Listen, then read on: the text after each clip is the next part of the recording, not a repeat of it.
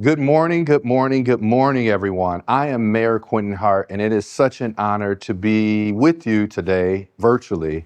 But I just want to let all of you know Waterloo is moving forward on every front, and I'm proud to share some of the exciting progress across our community, from housing and childcare to our airport and economic growth. Waterloo is experiencing unprecedented economic momentum. In just 2 months into this fiscal year, July and August of 25, the city has already seen recorded $151 million in permit values. And that means reinvestment in our community. That means spending dollars. That means construction. That means new business. But this is also coming after the largest year we've ever had on record, with $304 million in permit value for the year 2024. Now, you ask, well, what does that mean? For every dollar that's reinvested in our community, or every $1,000, there's 1.5 jobs that are created. Whether they're short-term jobs, whether they're long-term jobs, people are spending money in our local community. And it's great to see the incredible progress happening in all sectors of our community. And major investments, they include international paper and several projects around the Waterloo Regional Airport. That includes the Veridian Credit Union and the new daycare and senior facility at North Crossing. That includes Crystal Cold Storage, which is investing $18 million in an expansion, and Ryan Companies is building in the Northeast Industrial Park, bringing enormous growth on the north side. And redevelopment is also moving ahead at the Crossroads area. You can see the paving the way for the new retail and the restaurants and the commercial space and the housing, while the South Waterloo Business Park prepares for road construction and new tenants. And partnerships with Waterloo Community Schools continue to expand workforce training through the new Career Center, and housing growth remains strong, with 267 new units permitted last year and another 250 plus units right now already at the beginning parts of this year. So that, combined with Waterloo Fiber, is expanding to serve residents and businesses, and these projects highlight a city on the rise and a true community of opportunity. Now remember, Waterloo is one of 6 thriving communities in Iowa, unlocking $1.7 million in housing tax credits and support for over 1,000 new or rehab units in our community. And through our homeless task force, partners are expanding transitional housing. We've launched a landlord tenant education programs, and we're building new supportive housing options to ensure that every Cedar Valley resident has access to safe, quality, and affordable housing. And the Cedar Valley Kids Child Care Center, which was recently opened at a new facility at North Crossing, with capacity to serve over 100 plus children. You see, this project represents a strong community partnership and is a major win for working families across the Cedar Valley. And you take that and expand it with service at our Waterloo Regional Airport, it's driving record growth. And that's not the children at the daycare, but that is expanding new record growth at our regional airport. And that shows you our passenger counts right now are doubled over last year already at this time, topping 4,100 people in July, which is the highest since pre-COVID, since 2019. With new flight times, larger aircrafts featuring first-class seating and Wi-Fi and state infrastructure funding for terminal upgrades, ALO is proving to be a convenient, competitive choice for both business and leisure travelers with access to more than 175 destinations. So from housing to childcare to air service, Waterloo is building momentum through partnerships and investment. And these efforts align with our 2030 vision plan, creating thriving neighborhoods, supporting families, and expanding opportunities.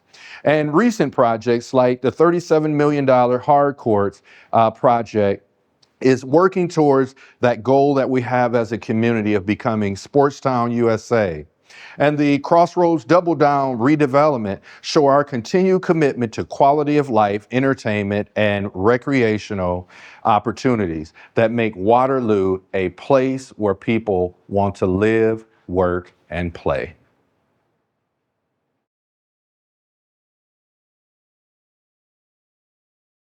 Oh, hey everyone. Didn't see you there.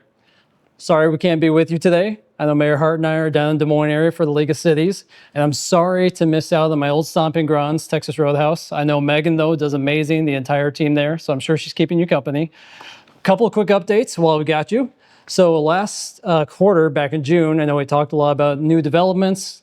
Just through the summer, we've had a lot of work going on. We've got over 250 new lots being developed over the next couple of years already. A lot of our new incentives have gotten in place. So we've had a lot of new housing developments going up, a lot of developers taking advantage of that. Not just new development, but we've already had some applications for our infill development incentives. So just a lot of development happening. We kicked off our new developer task force this last week, or 2 weeks ago, excuse me. Had close to 30 people from developers, builders, contractors, everyone in between showing up to work with our staff and provide input on our development process, what we can do better, starting off with our zoning piece, and we'll move through everything all the way to final construction, 1 month at a time, and get that feedback to help make sure our development processes are streamlined and as effective as possible. On the quality of life side, we've had a lot of great things happen this summer. Searley Park got finished up. So on September 21st, if you don't have any plans, at 3:30, we'll be doing the groundbreaking, ribbon cutting, celebration, whatever you want to call it. If you know a place to play park, a lot of similar amenities, a gated in facility area for all the kids, new playground equipment, ADA accessible. So another new great facility and park for our families to be able to come out to. Also a new gazebo area for hosting events. We'll have bathrooms out there. So come out for that. September 21st is also Jazz and Searley. So come out for that. That'll be all night after the opening for that. The high school natatorium is getting open here soon. Should be open for some of the early swim meets coming up this month or next. And then also the Tiger Performance Center broke ground in construction. So if you go out there and haven't been out by the new high school in the last couple months, it looks completely different than maybe last season when you were out for some of the football games. So season opening is coming up for that soon too. So make sure and get tickets, support our Tigers. Also Panthers. So the season has kicked off, football, volleyball, a lot of the games in between. So we've got the first phase of the Unidome. I shouldn't say we, I'm not involved with it, but the city helped fund this project. But get out there, they got brand new seating out at the Unidome. The Panthers just had their first game and had a huge win with the new coach, Stepsis. So get out there, get season tickets, get out, support our Panthers. Other thing that we worked on is I know last quarter we talked about the Parks Master Plan. So we got that finalized. We got a lot of community input, a lot of feedback on the draft plan. We just had that come by council the last night, Tuesday night, and got that all set up so that we can get that final plan coming to council here shortly to really help us chart the next 5 to 10 years of park investment. I mean, this plan wasn't updated before since 1996, so it might be more like 20 years. But a lot of great projects in there like skate and BMX, action sports parks, continuing to connect out our trail systems, new recreational center expansions. So a lot of big ideas, but then also just a lot of improvements around our trail networks, sidewalk connections, community park spaces and which ones we should invest in new park space and equipment, new dog park facilities. And along with that, our sports tourism assessment, which I'll be getting the update for from the initial information here tomorrow on what should we be looking at for new recreational tournament facilities, turf complexes, and all the things that parents are spending a lot of time. If any of you have kids, you know how much everyone's traveling for sports. So looking at some of those facilities here in town. Otherwise, it's been a super busy summer. I know if anyone's been out, we had an incredible Sturgis Falls this year. And I have to give all the credit to the Sturgis Falls planning team. They did an amazing amount of work, did an incredible job planning that this year. In my opinion, one of the best Sturgis Falls we've had in a long time. If you were able to get out there with the music downtown, it was packed all the way from 2nd Street all the way down to probably 4th, 5th Street. So the team did an amazing job. Sturgis Falls went out without a hitch. It was great practice then for Ragbri, which came through a month later. Close to 30,000 people coming through town. Again, got some of the best feedback imaginable for that. I know somebody went out of their way to stop out and just say, hey, I've ridden through RAGBRAIs my entire life, been coming to these for years, and they said the entry into town was one of the best they've seen in a long time.